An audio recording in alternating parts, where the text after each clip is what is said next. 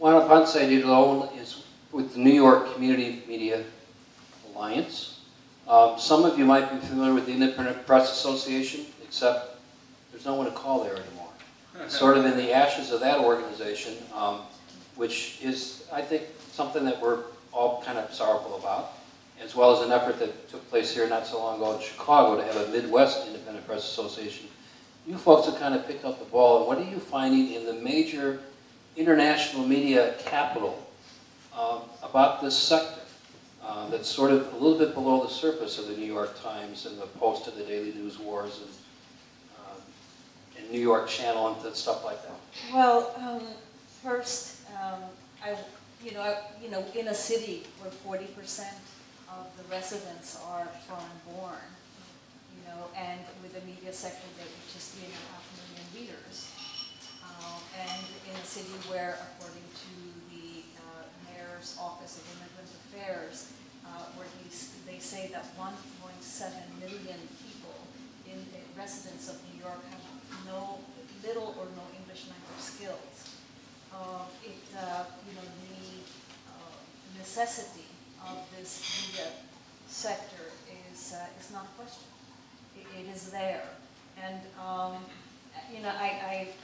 knowing that I was going to be sitting in this hot chair, I did a quick look at our ethnic press directory, ethnic community press directory, and if you think about New York, you say, well, of course, El Diario La Prensa is there, Hoy is there, but I did a little counting, and there are 57 other Latino newspapers in New York City, and there are 17 in Long Island.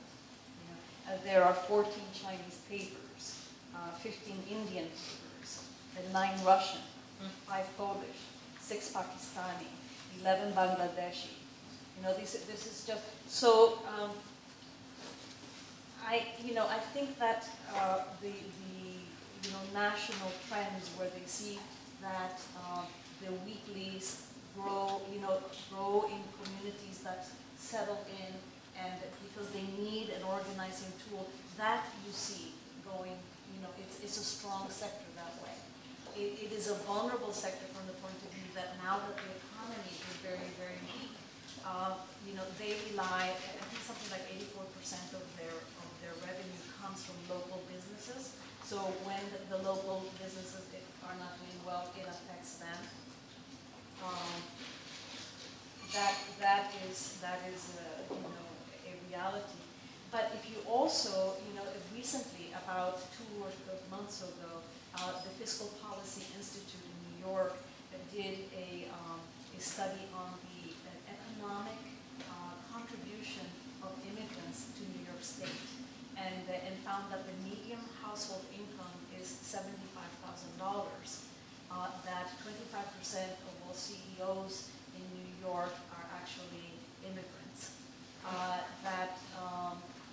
What percent? 25%. The immigrant entrepreneurship had contributed $229 billion to the state economy last year. They looked at certain neighborhoods as well, and where there is a strong concentration of immigrant populations, they outstripped the economic activity from other kind of more established by 1 to 5. I mean, it's just amazing. Talking about the civic engagement, exit polls in New York have shown that first-time immigrant voters are responsible for 2/3 of the growth of voter participation. So there are other parts, of the reality to immigrant communities that don't get a lot of play. Immigrant communities and immigrant newspapers themselves sometimes don't even have that information. I know that when New American Media a couple of years ago did that incredible survey where we found that 1 in 4 people in this country use the ethnic media as a source of information, that was gobbled up by, there is a huge hunger for an understanding of what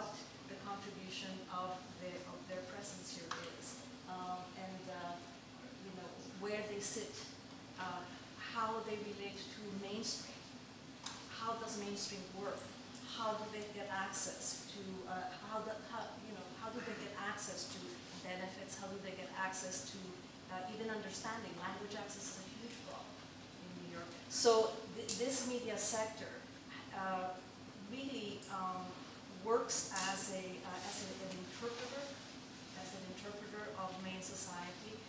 It keeps the focus trained on issues that mainstream media, will be intrigued with for a moment, and then will go on to the latest hot issue.